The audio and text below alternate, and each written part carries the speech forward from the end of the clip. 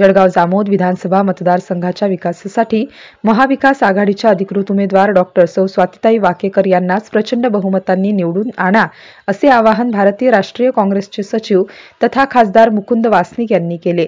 दिनांक 13 नोव्हेंबर रोजी जळगाव जामोद विधानसभा मतदारसंघातील प्रचार दौऱ्यानिमित्ताने वासनिक यांची भेंडवड व पातुर्डा या ठिकाणी प्रचार सभा संपन्न झाली, त्यावेळी ते बोलत होते। आर्थिकदृष्ट्या मागासलेला भाग म्हणून जळगाव जामोद विधानसभा मतदारसंघाची ओळख आहे। या भागातील विकास कामांना पाहिजे त्या प्रमाणात गती मिळालेली नाही। या भागातील लोकप्रतिनिधींनी जनतेची अक्षरशः लूट केल्याचा आरोप त्यांनी सत्ताधारी आमदारांवर केला। मतदारसंघातील मूलभूत सुविधांसह रोजगारांच्या संधी उपलब्ध करण्यासाठी महाविकास आघाडीशिवाय पर्याय नसल्याचे प्रतिपादन मुकुल वासनिक यांनी या प्रसंगी बोलताना केले। या सभेला जळगाव जामोद विधानसभा मतदारसंघातील महाविकास आघाडी व घटक पक्षाचे पदाधिकारी तथा कार्यकर्ते प्रामुख्याने उपस्थित होते।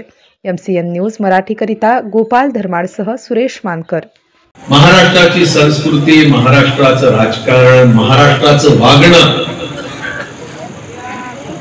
ज्याबद्दल आपण स्वतःला पूर्ण देशामध्ये गौरवान्वित अशा पद्धतीने बघत होतो, त्याला एक काळा धप्पा लावण्याचा प्रकार भारतीय जनता पक्षानं एकनाथ शिंदे आणि अजित पवार यांना सोबत घेऊन केलेला आहे। आता काहीतरी सत्तेमध्ये हिस्सा मिळावा म्हणून अजित पवार आणि एकनाथ शिंदे यांनी शरद पवार साहेबांना आणि उद्धव ठाकरे साहेबांना धोका दिला, त्यांची पक्ष तोडली। पण आता 20 तारखेला मतदान होईल, 23 तारखेला मतमोजणी होईल, तर हे तर ठरलेलं आहेच की एकनाथ शिंदे हे मुख्यमंत्री राहणार नाही। 9 दिवसच आहे मध्ये मतमोजणी करतात। जितक्या जागा महायुतीमध्ये भारतीय जनता पक्षानं घेतल्या, त्या जागा घेतल्यानंतर जर का कल्पना करा चुकून त्यांना बहुमत मिळालं तरी देखील शिंदे मुख्यमंत्री होणार नाही, अजित पवार मुख्यमंत्री होणार नाही, झाला तर तो फडणवीसच होईल। आणि त्याचं राजकारण कशा प्रकारचं आहे ते आपल्याला माहित आहे। तो मुख्यमंत्री तर सोडा, तो तिथे नागपूरहून मुंबईपर्यंत देखील पोचायला नाही पाहिजे ही दक्षता आता नागपूरला घेतला जाते। मी तिथेही होतो प्रचारामध्ये, प्रफुल्ल गुर्दे म्हणून आमचा उमेदवार तिथे लढतोय, पूर्ण ताकद त्यांनी झोकून दिली आहे आणि आपल्यापेक्षा जास्त तर तिथे त्या दक्षिण पश्चिम नागपूरमध्ये त्या देवेंद्र फडणवीसला सर्व चांगल्या प्रकारे ओळखतात। त्याचा हिशोब तिथल्या तिथेच होणार आहे, मुंबईपर्यंत त्याची गाडी पोहोचणार।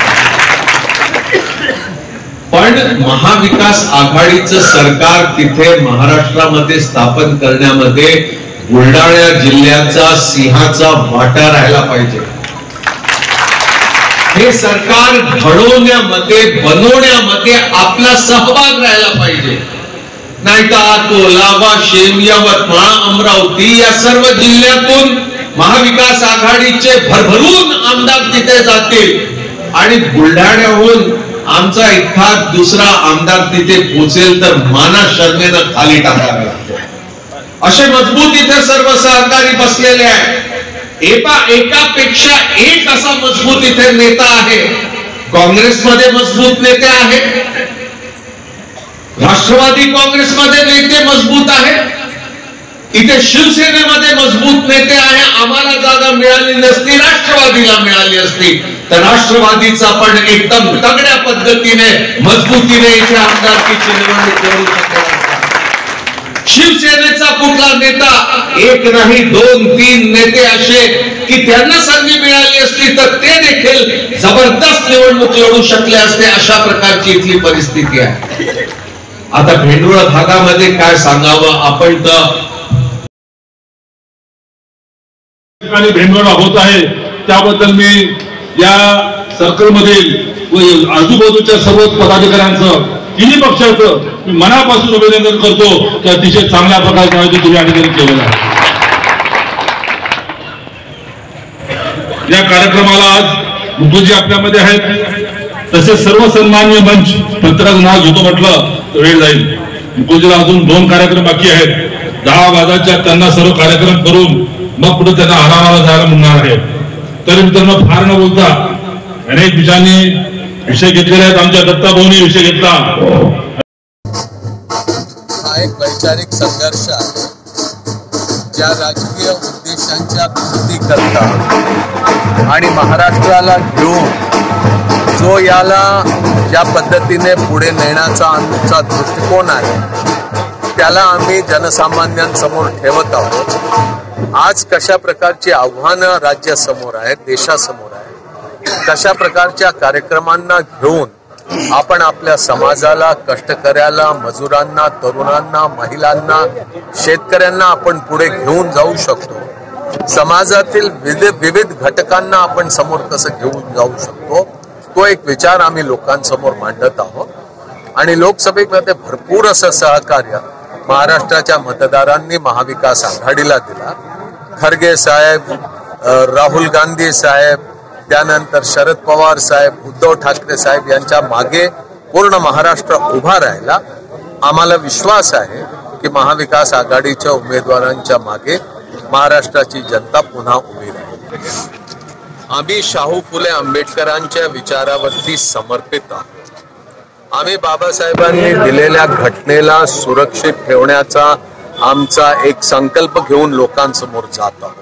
आमचा लहानातला लहान कार्यकर्ता त्यापासून तर आमच्या मोठ्यातला मोठा नेता सर्व एक दिलानं, एक मनानं या उद्देशानं आज कामाला लागलेले आहे की महाराष्ट्राला गरज आहे एक अशा प्रकारच्या शासनाची जी राज्यघटनेला समोर ठेवून शाहू फुले आंबेडकरांच्या विचाराला घेऊन काम करेल. त्याकरता सर्व एक दिलानं काम करत